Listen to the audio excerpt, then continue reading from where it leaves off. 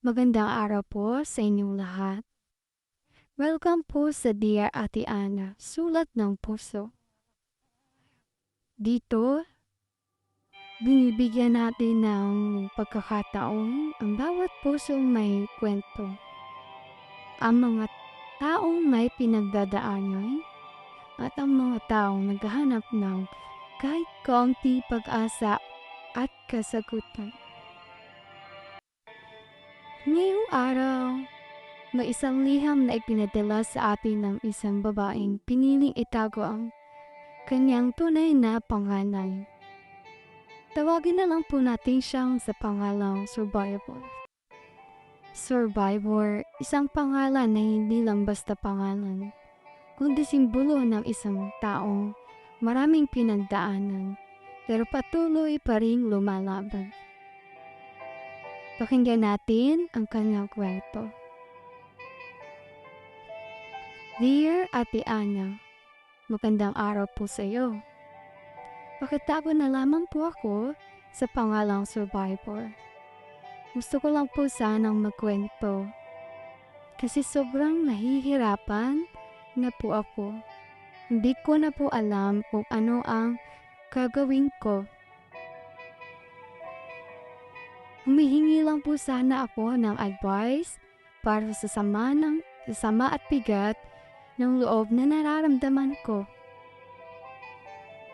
Pang-apat po ako sa aming 8 magkakapatid, pero ako po ang panganay na babae.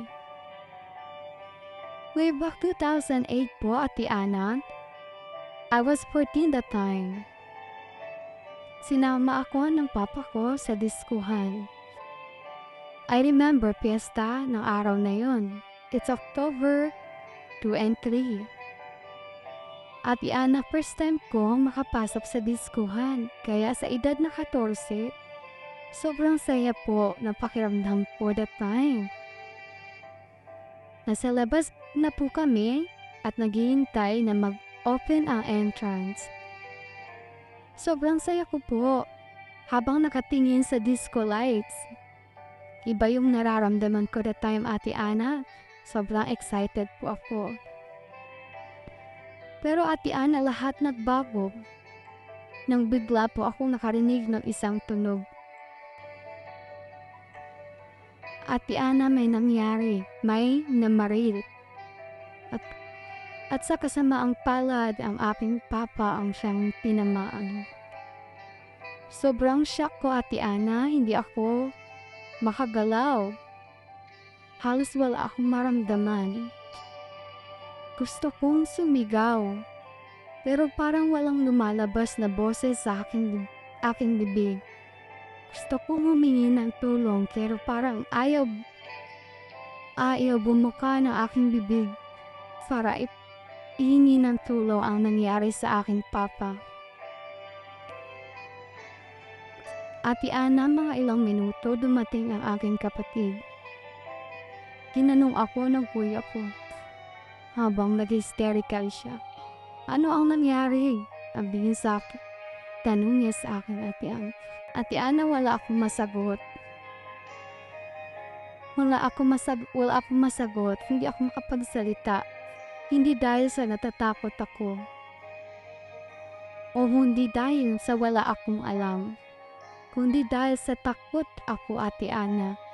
Ate Ana, yung nararamdaman ko, kakaibang takot. Pinaghalo yung pagkabigla at yung kaba at yung lungkot na sa isang iglap wala na ang aking papa.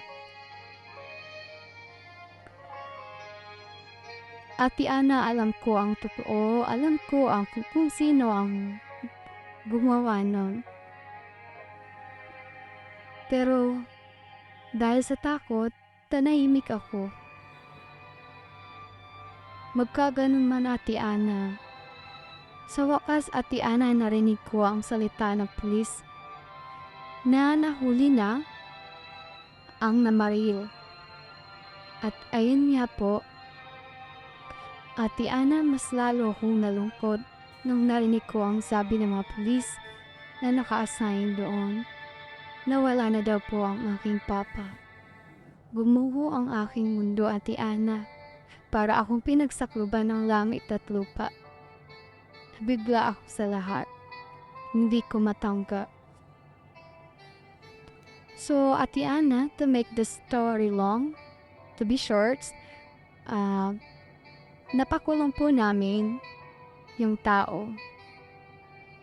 Pero dahil nga po sa kakulangan, sa kakulangan sa pananalapi, at Ate Ana, hindi nagtagal nakapagpiyansa ang salarin. Dahil hindi kami palaging nakakadalo sa hearing, wala rin po kaming sapat na pera para sa mga gastusin, kahit pamasahe lang. Kaya po ako sumulat sa iyo, Ate Ana. Hanggang ngayon, galit pa rin ako sa sarili ko. Iniisip ko kung may nagawa ba sana ako noon. Ano po kaya ang mangyayari ngayon? Ilang taon na po ang lumipas, Ate Ana. Marami nang nagbago sa buhay namin. Pero ako, dala ko pa rin ang bigat ng nangyari. At hanggang ngayon, nahihirapan pa rin akong tanggapin ang lahat. Ganito na lamang po muna, Ate Ana. Susulat na lang po ulit ako kapag kaya ko nang dugtungan ang kwento. Maraming salamat po sa iyo, Ate Ana, at salamat din po sa pakikinig sa pagbasa ng aking story. Maraming salamat. Hanggang dito na lamang po muna, Survivor. Ayan, mga kasisi, ayan po yung story ni Survivor.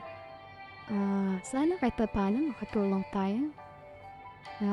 Maibsan ang kanyang nararamdamang bigat, sakit ng puso. Survivor, ganito. Una sa lahat, kailangan mong pakatatag mo. Huwag mong sisihin ang sarili mo.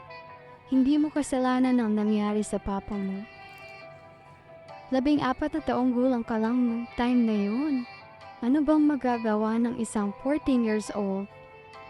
Isa ka lang bata. Ikaw ay isang anak na nakaranas ng isang napakasakit at nakakatakot na pangyayari. At ang hindi mo pagsasalita nung mga sandaling iyon ay hindi nangangahulugang wala kang silbi. Hindi ibig sabihin na wala kang ginawa. Minsan, kapag sobrang bigat ng isang pangyayari, ang isang tao ay natatakot, naninigas at hindi alam kung paano kikilos. Yan yung sinasabi ko, nagkaroon ka ng shock. Alam mo yun, nabigla ka. Kasi in minutes, na ganun na nga yung nangyari sa papa mo. Nagulat ka. Naghalo yung emosyon mo. Kaya hindi mo nagawa i-voice out. Hindi ka nakasigaw. Hindi ka nakahingi ng tulong. Natulala ka lang kasi na-shock ka ma, diba? So, Survivor, matagal mong dala ang bigat na iyon. Siguro panahon na rin para unti-unti mong bitawan ang galit sa sarili mo. Hindi mo kailangan kalimutan ang papa mo para makapagpatuloy. Pwede mong mahalin at alalahanin siya habang unti-unti mo ring pinipiling alagaan ang sarili mo. Pakawalan mo na, Survivor. Ang harapin mo kung ano yung ngayon, yung pamilya mo, yung sarili mo. At kung pakiramdam mo ay masyado nang mabigat ang lahat, huwag mong sarilinin. Baka meron kang mga taong pwede mong pagkatiwalaan. Ihinga itong sama ng loob mo na gumaan naman kahit papano ang iyong nararamdaman. Isang taong hindi mapanghusga. Isang taong uunawain ka. So, Survivor, kailangan mong harapin ang buhay. Kailangan mong pakawalan ang nakaraan. Yun lamang, Survivor, at sana kahit papano nakatulong ako. Napalakas ko ang iyong kalooban. Maraming salamat sa iyong pagsulat. At asahan mo na ang ating mga listener ay kahit papaano makakapagbigay sa iyo ng konting payo. Maraming salamat ulit sa iyo at maraming salamat po sa inyong lahat. Muli, ito po ang inyong Dear Ate Ana. Sulat